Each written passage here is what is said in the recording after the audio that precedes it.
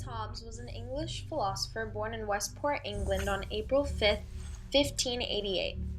Hobbes is best known for his views on how humans could thrive in harmony while avoiding the fear of social conflict. When Hobbes was 4 years old, his father became a disgraced clergyman for starting a fight on the steps of a parish church. This disgrace led to his father abandoning Hobbes and his two siblings. It is understood that by nature Thomas Hobbes was a peaceful and gentle man due to this past. Hobbes's uncle took him in and gave him a formal education. He would go on to attend Magdalen Hall in Oxford to study and eventually leave Oxford in 1608 to become a private tutor for William Cavendish, the eldest son to the first Earl of Devonshire. It is through his experience tutoring Cavendish that he became interested in politics. One of the main influences on Thomas Hobbes was the English Civil War. The Civil War lasted from 1642 to 1651 and was a time of unrest for England.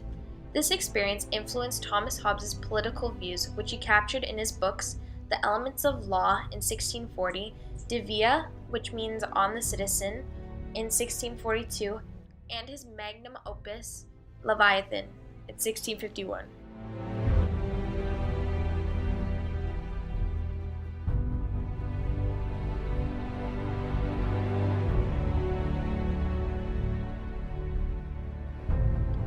Hobbes' famous political theory is outlined in his book Leviathan.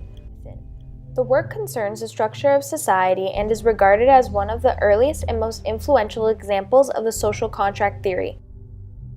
Hobbes outlined the social contract theory in his book as a means for people to surrender freedoms and to submit to the authority of the ruler in exchange for protection of their remaining rights.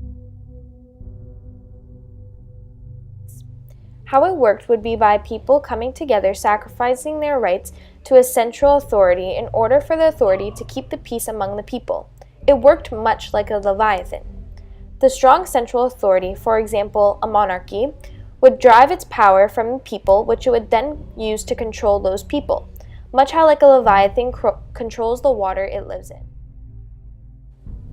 Hobbes comes to this conclusion by contemplating how life would look if they were not organized under an absolute sovereign power. He does this by looking at humans in this hypothetical state of nature, and saw that common passions developed. Hobbes believed that the state of nature tends to lead to competition and violence. He wrote, "The life of a man is solitary, poor, nasty, brutish, and short. Because of this, the social contract is needed, because without a common power, the world would be guided by human nature, which nevertheless is unsuccessful." However, there are still limits to absolute political obligation. While Hobbes insists that we should regard our governments as having absolute authority, he reserves the liberty of disobeying with some of the government's commands. He argues that subjects retain a right of self-defense against a sovereign power, giving them the right to disobey or resist when their lives are in danger. If the sovereign fails to provide protection to subjects, it is left to each subject to judge for themselves whether or not to remove the sovereign in power.